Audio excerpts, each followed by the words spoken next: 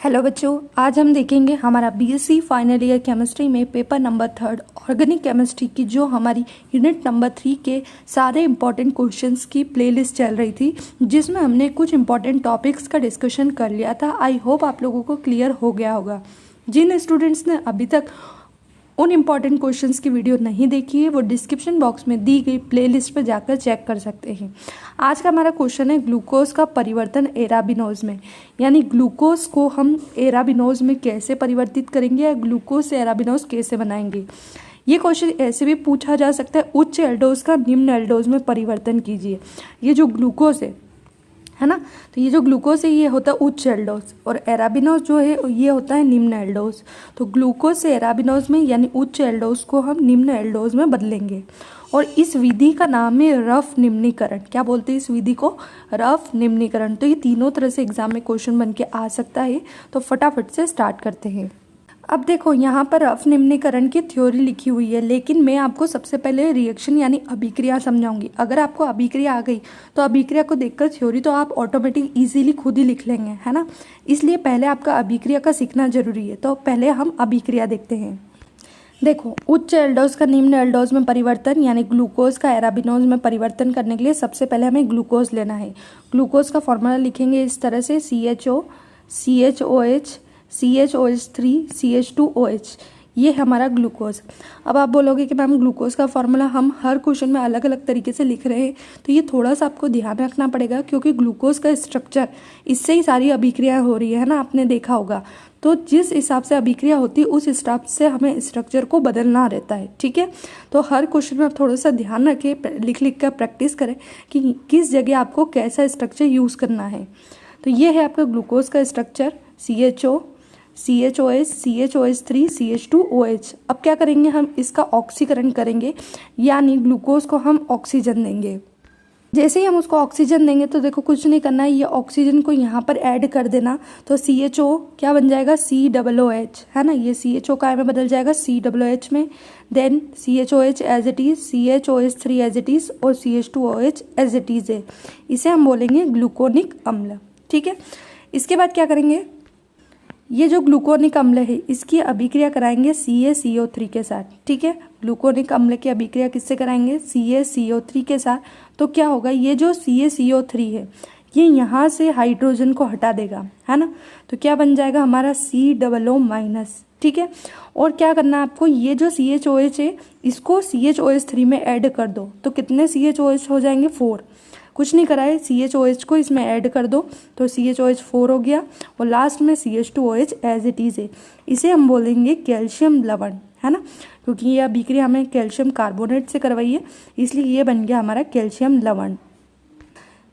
इस कैल्शियम लवण का जब हम ऑक्सीकरण करवाएंगे H2O2 की उपस्थिति में तो क्या बनेगा, वो थोड़ा सा आपको ध्यान रखना है ना। क्या बनेगा, देखो ये CO तो जो है ये COO बन के बाहर हो जाएगा, ठीक है। अब ये जो CHOH4 था इसमें से एक CHO निकल के बाहर आ जाएगा, तो ये हो जाएगा हमारा CHO। कितने CHOH बचे? 3। तो यहाँ लिख देंगे हम CHOH3 और लास्ट में लिख देना CH2OH, तो यहाँ लिख देंगे हम CH2OH। इस तरह से ये बनता है। ये जो बना है लास्ट में इसे हम बोलते हैं एराबिनोज या निम्न एल्डोज। फिर से देखना हमने क्या करा है, हमने H2O2 की उपस्थिति में और Fe3+ की उपस्थिति में ये जो कैल्शियम लवण है इसका ऑक्सीकरण करवाया है। जैसे ही ऑक्सीकरण होगा ये CO जो थे ये CO2 बन के बाहर निकल जाएंगे।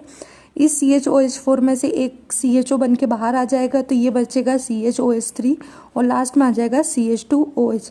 ये बनता है हमारा एराबिनोज। इस तरह से हम ग्लूकोज को एराबिनोज में परिवर्तित करते हैं। अब देखो इजी रिएक्शन थी ना, इस रिएक्शन को अगर आपने प्रैक्टिस कर लिया तो थ्योरी के स्टेप्स तो आप मन से भी लिख सकते हो। कैसे लिखोगे, देखो फर्स्ट स्टेप में आप लिखोगे ग्लूकोज का ऑक्सीकरण कराने पर हमें ग्लूकोनिक अम्ल मिलता है ना।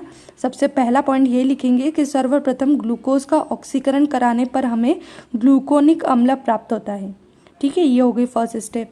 सेकेंड स्टेप थ्योरी लिखोगे, ग्लूकोनिक अम्ल की कैल्शियम कार्बोनेट, क्या है ये? कैल्शियम कार्बोनेट के साथ अभिक्रिया कराने पर कैल्शियम लवण बनता है। क्लियर? ये हो गई सेकेंड स्टेप। थर्ड स्टेप में हम लिखेंगे थर्ड स्टेप में हम लिखेंगे कैल्शियम लवण की H2O2 के साथ ऑक्सीकरण Fe3+ यानी फेरस एसीटेट की उपस्थिति में कराया जाता है, जिससे कैल्शियम लवण एराबिनोज में परिवर्तित हो जाता है और CO2 का विलोपन होता है ना। क्या लिखा हमने? कैल्शियम लवण की H2O2 के साथ अभिक्रिया फेरस एसीटेट की उपस्थिति में कराई जाती है, जिससे कैल्शियम लवण एराबिनोज यानी निम्न एल्डोज में परिवर्तित हो जाता है और CO2 का विलोपन होता है। तो इस तरह से मैंने आपको इजी वे में अगर रिएक्शन याद दिए तो किस तरह से आप थ्योरी लिख सकते हो वो मैंने बता दिया है। देखो यही थ्योरी लिखिए। इस तरह से भी अगर आपको समझना है तो आप इस तरह से भी लिख सकते हैं। इस विधि में सर्वप्रथम एल्डोज उच्च अर्थात ग्लूकोज को मंद ऑक्सीकरण से ऑक्सीकृत करके एल्डोनिक अम्ल यानी ग्लूकोनिक अम्ल में परिवर्तित किया जाता है ना। मैंने फर्स्ट स्टेप में आपको यही इजी वे में थ्योरी बता दी है कि ग्लूकोज को मंद ऑक्सीकारकों से अभिक्रिया करके हम ग्लूकोनिक अम्ल या एल्डोनिक अम्ल बनाते हैं।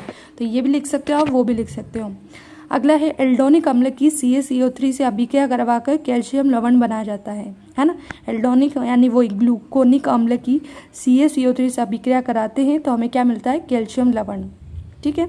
और लास्ट स्टेप थी फिर इसका फेरस एसीटेट, जो हमारा Fe3+ था वो था फेरस एसीटेट की उपस्थिति में H2O2 द्वारा ऑक्सीकरण कराते हैं। ठीक है।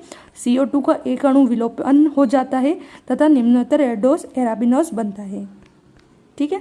तो यही आपकी स्टेप थी, वो मैंने आपको इजी लैंग्वेज में बता दिया है और आप ये वाली भी लिख सकते हैं। यहाँ मैं आपको इसी तरह से आगे भी वीडियो में बताऊंगी कि आपको थ्योरी रटने की जरूरत नहीं है। हमारा पेपर का है केमिस्ट्री का, तो आप रिएक्शन याद रखिए, रिएक्शन की प्रैक्टिस करिए लिख लिख कर। थ्योरी तो आप अगर रिएक्शन याद है तो मन से भी लिख सकते हैं। तो ये था हमारा रफ निम्नीकरण वाला टॉपिक। आई होप आप लोगों को क्लियर हो गया होगा। अगर आपको वीडियो पसंद आया तो लाइक करें, सब्सक्राइब करें, शेयर करना ना भूलें ताकि और भी इंपॉर्टेंट टॉपिक की वीडियो आपको समय पर मिल सके। अगर आप और किसी टॉपिक पे वीडियो चाहते हैं तो आप हमें कमेंट सेक्शन में लिख सकते हैं। Thank you.